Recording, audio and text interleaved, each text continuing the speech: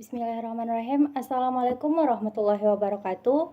Video ini saya buat untuk memenuhi proyek mata kuliah Dasar-Dasar Ilmu Pendidikan dengan dosen pengampu Dr. Renda Elderni MPD. Perkenalkan, saya Rani Lestari dengan NIM 23052117, Fakultas Ilmu Sosial Prodi Pendidikan Pancasila dan Kewarganegaraan dengan seksi 25. Saya mengambil tema permasalahan pendidikan secara nasional dan solusinya. Latar belakang, kualitas pendidikan di Indonesia saat ini sangat memprihatinkan. Ini dibuktikan antara lain dengan data UNESCO dengan peringkat indeks pengembangan manusia, yaitu komposisi dari peringkat pencapaian pendidikan, kesehatan, dan penghasilan per kepala yang menunjukkan bahwa indeks pengembangan manusia Indonesia makin menurun. Yang kita rasakan sekarang adalah adanya ketertinggalan di dalam mutu pendidikan, baik pendidikan formal. Kali ini saya mengangkat rumusan masalah, yaitu apa saja permasalahan pendidikan nasional, masalah pendidikan nasional dalam lingkup makro, masalah pendidikan nasional dalam lingkup mikro, dan solusi pendukung pendidikan nasional.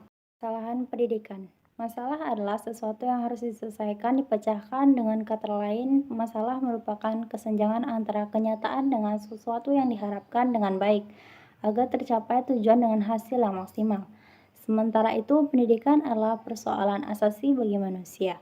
Manusia sebagai makhluk yang dapat dididik dan harus dididik akan tumbuh menjadi manusia dewasa dengan proses pendidikan yang dialaminya.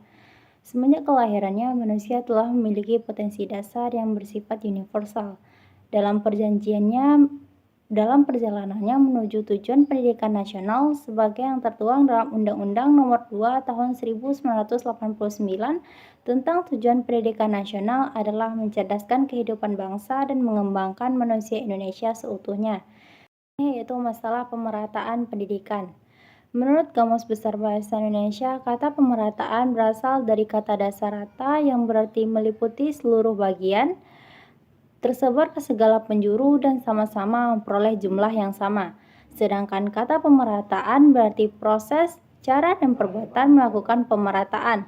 Jadi dapat disimpulkan bahwa pemerataan pendidikan adalah suatu proses, cara, dan perbuatan melakukan pemerataan terhadap pelaksanaan pendidikan, sehingga seluruh lapisan masyarakat dapat merasakan pelaksanaan pendidikan, yaitu masalah mutu pendidikan. Mutu sama halnya dengan memiliki kualitas dan bobot. Jadi pendidikan yang bermutu yaitu pelaksanaan pendidikan yang dapat menghasilkan tenaga profesional sesuai dengan kebutuhan negara dan berbangsa pada saat ini. Sedangkan relevan berarti bersangkut paut, kait-mengait, dan berguna secara langsung. Sejalan dengan proses pemerataan pendidikan, peningkatan mutu untuk setiap jenjang pendidikan melalui persekolahan juga dilaksanakan. Peningkatan mutu ini diarahkan kepada peningkatan mutu masukan dan lulusan. Proses ketiga yaitu masalah efektivitas dan efisiensi. Sesuai dengan pokok permasalahan pendidikan yang ada, selain sasaran pemerataan pendidikan dan peningkatan mutu pendidikan, maka ada satu masalah lain yang dianggap penting dalam pelaksanaan pendidikan, yaitu efisiensi dan efektivitas pendidikan. Permasalahan efisiensi pendidikan dipandang dari segi internal pendidikan. Maksud efisiensi adalah apabila sasaran dalam bidang pendidikan dapat dicapai secara efisien atau berdaya guna, artinya pendidikan akan dapat memberikan hasil yang baik dengan tidak menghamburkan sumber daya yang ada, seperti uang, waktu, tenaga, dan sebagainya. Pelaksanaan proses pendidikan yang efisien adalah apabila pendayagunaan sumber daya seperti waktu, tenaga, dan biaya tepat sasaran, dengan lulusan dan produktivitas yang optimal. Pada saat sekarang ini, selanjutnya yaitu permasalahan relevansi. Pendidikan relevansi pendidikan merupakan kesesuaian antara pendidikan dengan perkembangan di masyarakat. Misalnya, lembaga pendidikan tidak dapat mencetak lulusan yang siap pakai. Tidak adanya kesesuaian antara output atau lulusan pendidikan dengan tuntutan perkembangan. Ekonomi. Masalah relevansi ini pada prinsipnya cukup mendasar. Dalam kondisi sekarang ini sangat dibutuhkan output pendidikan yang sesuai dengan tuntutan masyarakat, terutama dalam hubungannya dalam mempersiapkan kerja. Hal tersebut lebih jelas dengan digulirkannya konsep link and match yang salah satu tujuannya adalah untuk mengatasi persoalan relevansi tersebut. Kualitas pendidikan nasional yang rendah. Kualitas adalah tingkat buruk atau baiknya sesuatu. Adanya kualitas sangat penting untuk mengetahui suatu hal apakah mencapai keberhasilan atau belum. Sama halnya dengan kualitas pendidikan diperlukan untuk mengatasi bagaimana pelaksanaan pendidikan tersebut sudah berjalan sesuai dengan tujuan atau belum. Menurut Asep Suryadi dan HAR Tilaar, kualitas pendidikan merupakan kemampuan lembaga pendidikan yang memanfaatkan sumber-sumber pendidikan untuk meningkatkan kemampuan belajar seoptimal mungkin. Dalam hal tersebut, makna kualitas mengacu pada proses terlaksananya pendidikan. Masalah pendidikan nasional dalam lingkup makro. Yang pertama, kurikulum yang membingungkan dan terlalu kompleks. Kurikulum merupakan sebuah rancangan atau program yang diberikan oleh penyelenggara pendidikan untuk peserta didiknya. Di Indonesia terhitung sudah mengalami 10 hingga 11 kali perubahan kurikulum sejak Indonesia merdeka. Tentu perubahan-perubahan kurikulum yang terjadi dapat membingungkan, terutama bagi pendidik, peserta didik, dan bahkan orang tua.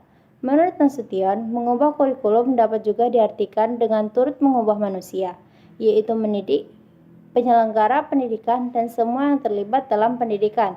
Itu sebabnya perubahan kurikulum tersebut sering dianggap sebagai perubahan sosial atau social change.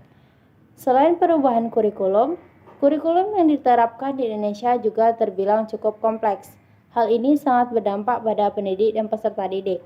Peserta didik akan terbebani dengan sejumlah materi yang harus dikuasainya, sehingga sulit bagi peserta didik untuk memilih dan mengembangkan potensi dalam diri yang sesuai dengan keinginan dan kemampuan mereka.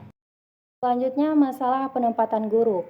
Pada beberapa kasus pendidikan di Indonesia, masalah penempatan guru ini masih kerap terjadi, terutama penempatan guru bidang studi yang tidak sesuai dengan penempatannya atau keahliannya.